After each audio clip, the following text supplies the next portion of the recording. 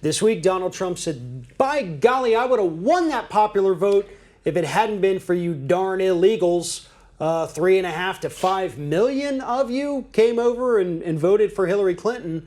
What a, just great effort on behalf of 3.5 to 5 million illegal immigrants to come together. I'm assuming there was a meeting or some sort of massive conference call where they all got together and said, okay, we're all going to America today to cast these votes. It has to be for Hillary. And then we go right back. What? Have to kind of pull myself in right now to not be just overtly screaming profanities at the level of stupidity that it takes for a human brain to honestly think that that happened. And Trump thinks it happened. Republicans think it happened. I mean, God, go on Twitter and you see people saying like, yeah, you just defended. It's funny how all the illegal immigrants always vote for Democrats. All the dead people always vote for Democrats. It doesn't frickin' happen. Ari Berman says there were 6 instances, excuse me, not 6. There were 4 instances of voter fraud in the entire 2016 election. 2 of them, at least, were because somebody had screwed up on their registration unintentionally. It wasn't a malicious thing. And one of them was the woman in Colorado who went and voted twice for Donald Trump because he frickin' told him to go vote twice. He encouraged voter fraud, and now he's making up some sort of voter fraud myth that doesn't exist, all because the Republicans want to push for tighter voting restrictions. Trump's giving it to him, but he's not feeding it necessarily for that because he wants to feed his stupid ego. And I'm just wanting to vomit right now because I hate everything that's happening in this country. The other instance of voter fraud was a woman who had ordered absentee ballots for herself and her husband. Her husband became ill. He passed away. The ballots were at her house, and she decided, my husband, he loved Trump. I know he loved Trump, so I'm going to vote. I'm going to send in that ballot for him because that's what he would have wanted. And she was caught. That's the thing. All these instances were caught, and Republicans often also get in trouble when they try and game the system and then get arrested for trying to game the system. I think this whole, this fact that Donald Trump would even dare to bring up a delegitimizing action of the election that put him in office is insane. And the only possible explanation, one explanation, he's insane.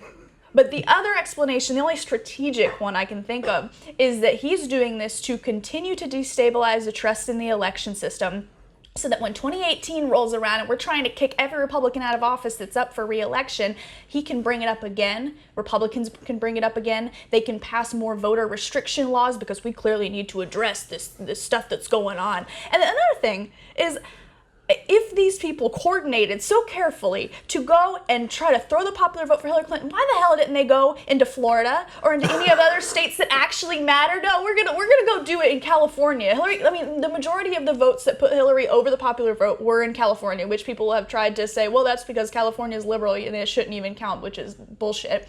But otherwise, if these people had coordinated so evilly, like little evil scientists, they should have done it in Michigan and in Pennsylvania and in Florida, where it actually mattered. It is funny to think of just millions of people getting together conspiring for this, the biggest conspiracy obviously in the history of the world.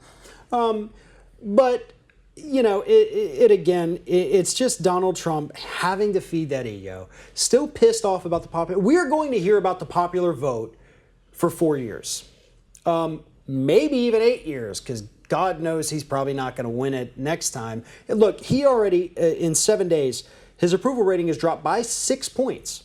42% approval coming into office, 36% as of this morning. And a lot of it does have to do with, we see the Donald Trump supporters, not the hardcore ones, not the ones who changed their Twitter name to like Deplorable Jim, the people who think that that's some kind of, badge of honor. Yeah, like I'm deplorable. Yeah. I'm talking about the people who were genuinely thought that, okay, we think he's an outsider. He said horrible things, but he doesn't really mean it. He's going to get in there and he's going to, oh my God, he did the thing. That's what the reaction has been this last week. We've seen stories about it. We've seen these people in interviews. It has happened, not to enough of them yet. But Donald Trump is almost at the point where 2/3 of this country, not half, 2/3 say, dude, you fucked up. And I got to tell you, I've always been in that percentage. I know you have. Yeah. I hope more people wake up to the fact that even the few good things Donald Trump has done, he's done them for his own personal gain. Pulling us out of the TPP was just to throw a bone to the voters.